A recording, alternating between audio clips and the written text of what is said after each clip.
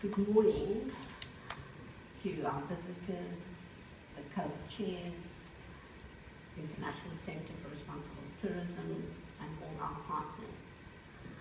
I think after yesterday's presentations, I was left with a sense of what more can be said.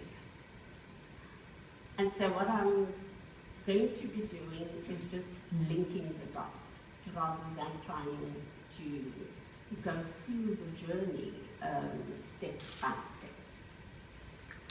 First figure out how this works.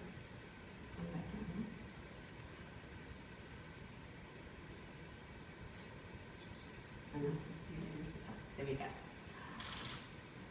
I think for many of us who've been working towards this conference, both our local partners and the International Centre for Responsible Tourism, it's been a long journey, and in certain aspects we can track it back to 3 years ago in terms of coming back to Cape Town and hosting, and the discussion and the conversation started when we were, in a sense, commemorating the 10th anniversary of the Cape Town Declaration. But we are here today. And I think that a lot of things and a lot of journeys take their own nooks and crannies, and you end up where the universe has meant you to actually be.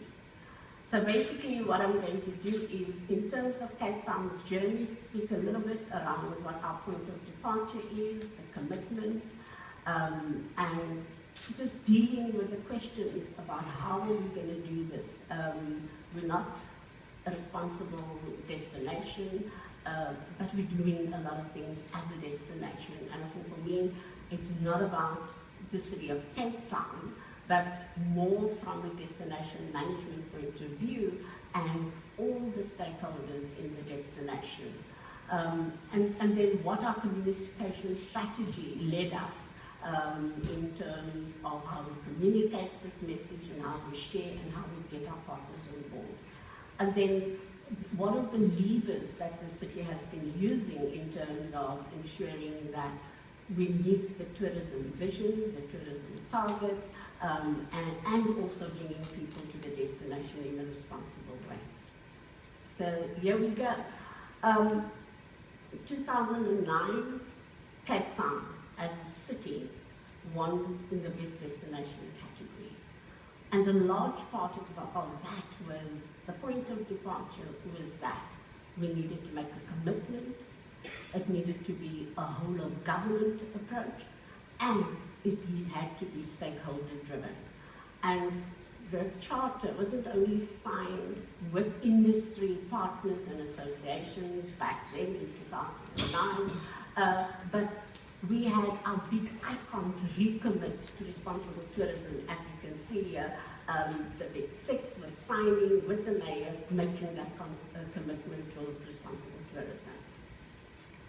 And so if we look at, for example, where we are today versus where we were pre-2010, a lot of gains have been made in terms of the journey going forward.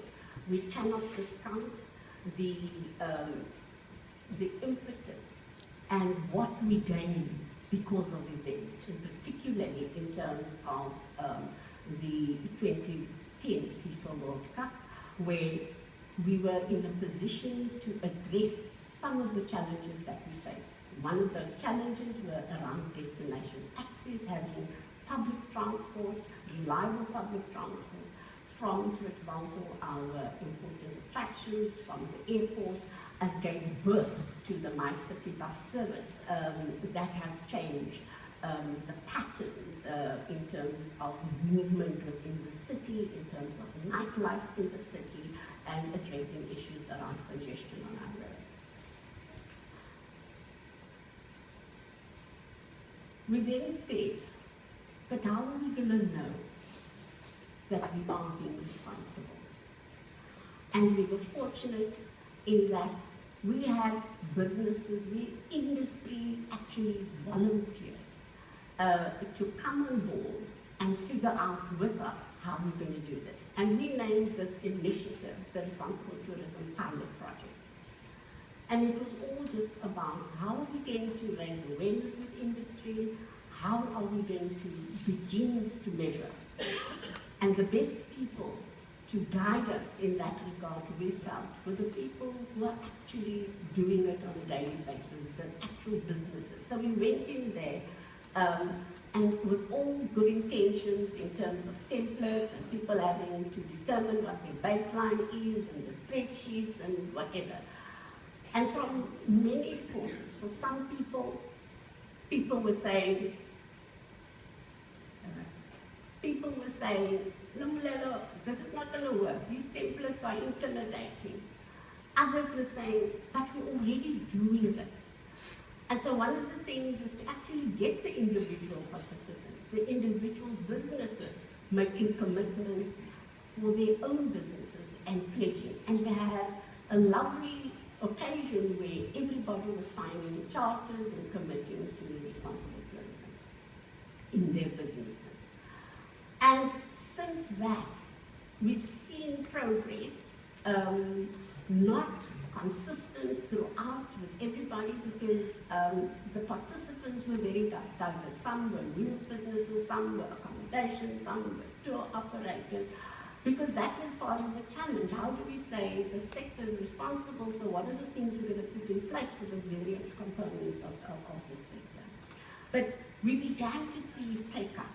And it was one of the areas where the whole issue around the stark differences or realities in terms of big business versus small business. And I think some of those aspects came across in some of the presentations yesterday.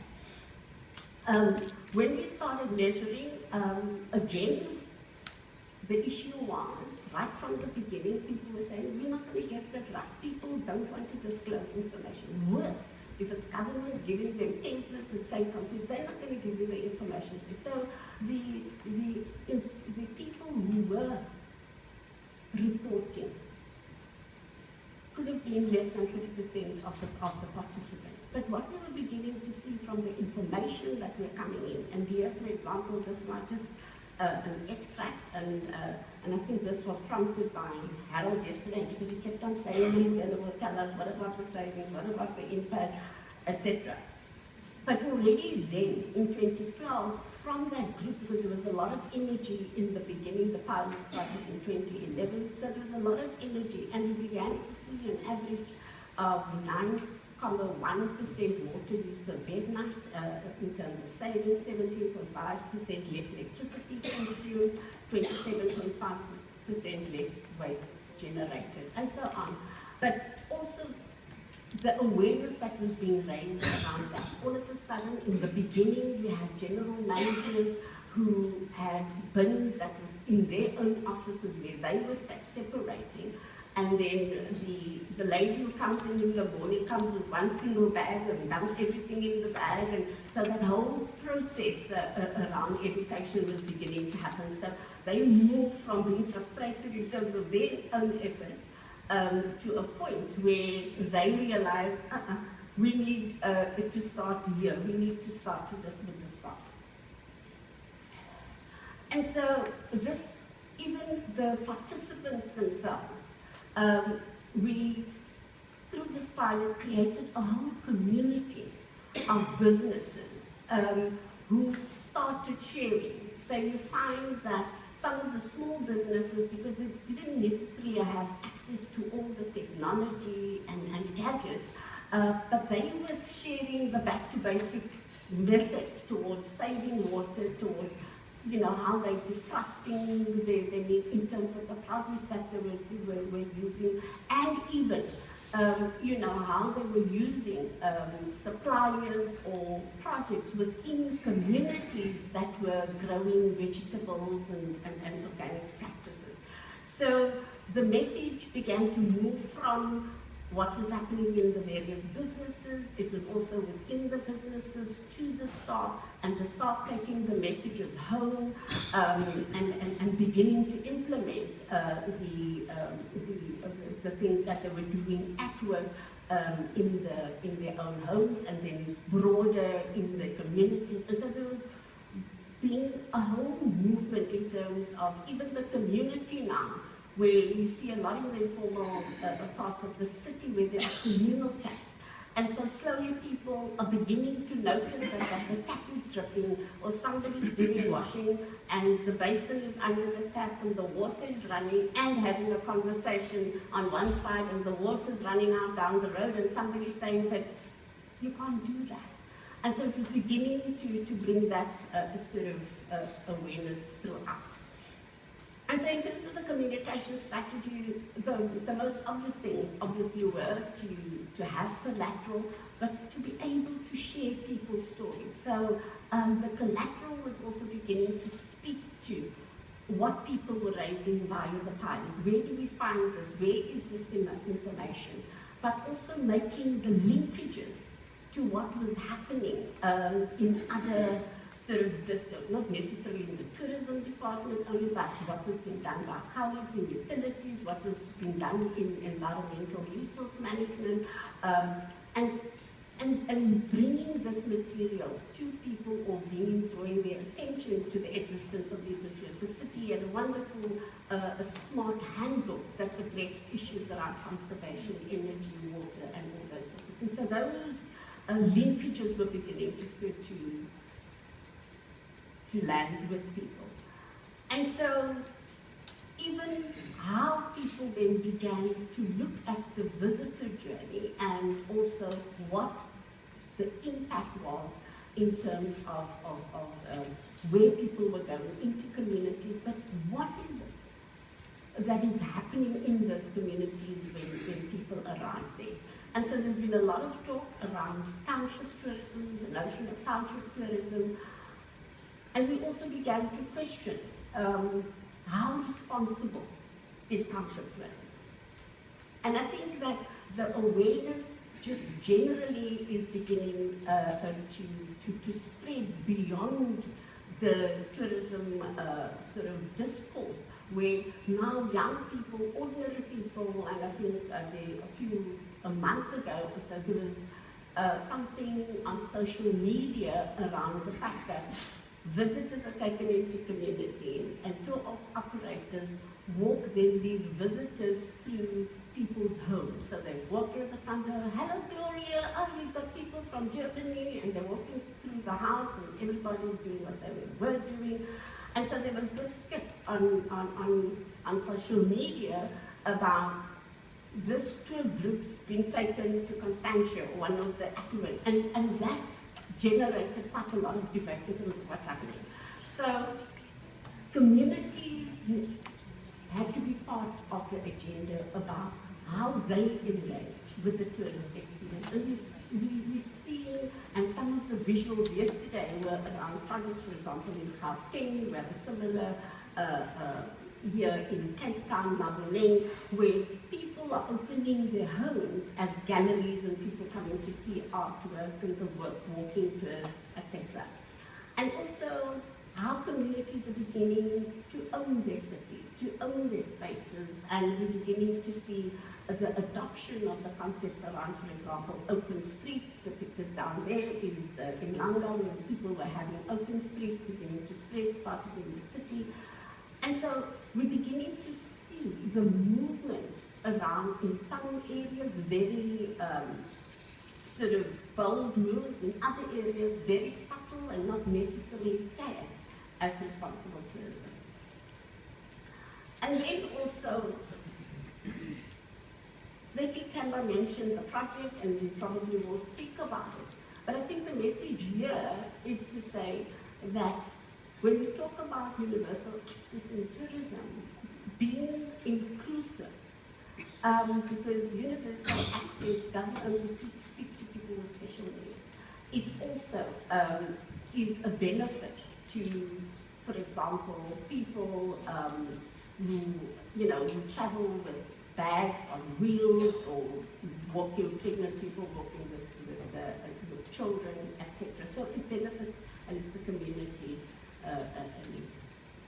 And so from the event side, Again, the city has an events policy, and also as part of that, the contracts that we enter into as a city with the events that the city supports. Those are images from 2010 that the city supports. There is a clause there about the impact on, the impact on the economic impacts and what the impacts are on the environment in terms of the event that we've been requested to see. And then we moved on. Here are some images in terms of the e-conference that we held at Indaba in 2011. And again, it was about utilizing different platforms and how we extend the reach in a responsible way. This was the pavilion we took out there to Indaba in Durban, but that was the pavilion that was used for the 2010 fan park in the convention center, made out of plastic crates and plastic milk bottles that have been eliminated. And the reeds that we see up there were actually harvested in Durban, so we didn't bring them all the way from Cape Town. But it was interesting how it made that statement and how people converged there to, inside there were all these banners that told the story of responsible tourism, etc. And so, Anton stepped out, Anton keeps on asking about what is the business case for tourism. But again, yesterday in many of the presentations, this came out. But I think that even the businesses that spoke, Hotel Verde, and the other presentations on marketing, Tim and the others, it's no longer about the nice thing to do. It's about, it makes business sense, and it is what people are going to be purchasing. Earlier we saw that in the incentives market, many of those companies, like Volvo, were seeking out destinations that were responsible for their incentives market. And so we're beginning to see there's a good businesses here that are, from a business case, from their brand positioning and the investment that they are making in terms of, and that's the hotel, the vineyard hotel that we see the images there. And all of these, particularly the vineyard and others, were forerunners who were just quietly doing what needed to be done. And they were part of the group that became part of the pilot. And then, this is just to illustrate, it's not only the businesses that are part of the pilot project. Everybody that understands the market, that understands what needs to be done. And what attracted me to this example was the phrase that says, as a guest of the earth, we welcome the earth. Because that is where our responsibility is. We are merely guests here. And therefore, we should be worthy custodians of this earth, so that future generations are also able to benefit from it.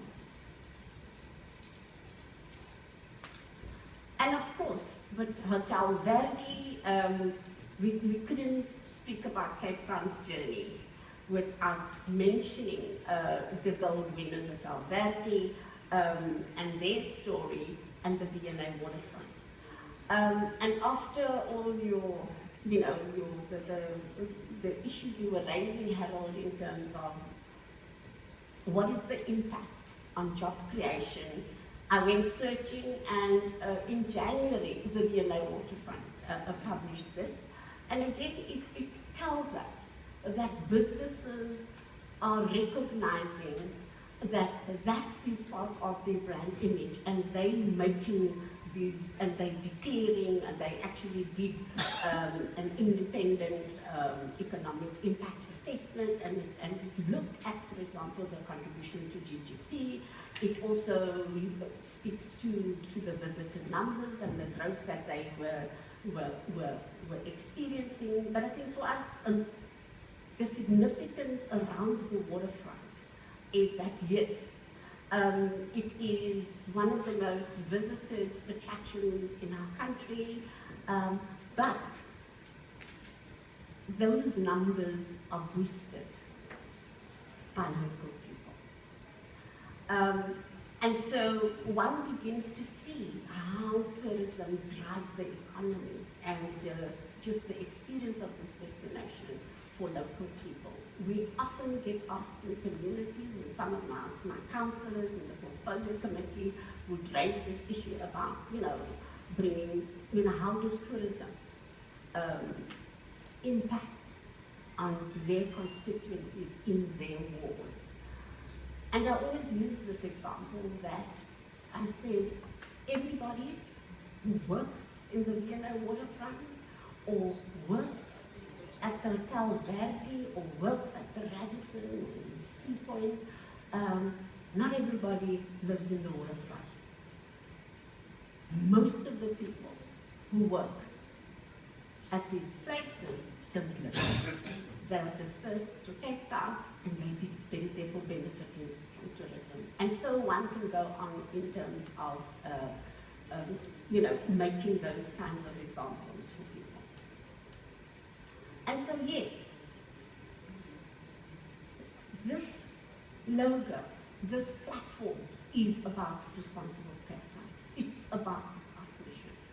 And we as local government are just doing our role, executing our mandate very humbly as destination managers in terms of responsible Cape Town. And yesterday we had indeed the great honor of joining the Green Cab when they launched a new addition to their fleet or their offering, which is an electric car. And and this shows how these players are very, very serious about driving this agenda. When these ladies, it's ladies that are coming, the Green Cab or the Green Girls, they are ladies. They walked into my office 6 years or 7 years ago, and most of them were, or 3 of them were in the wheels business, and they were telling me this is what they want to do.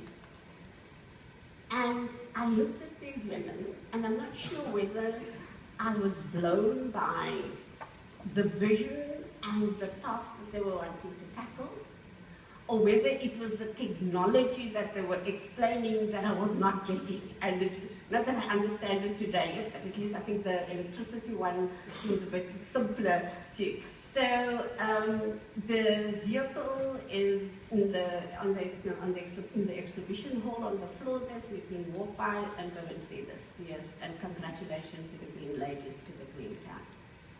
And yes, thank you very much for being here and making this possible. Thank you.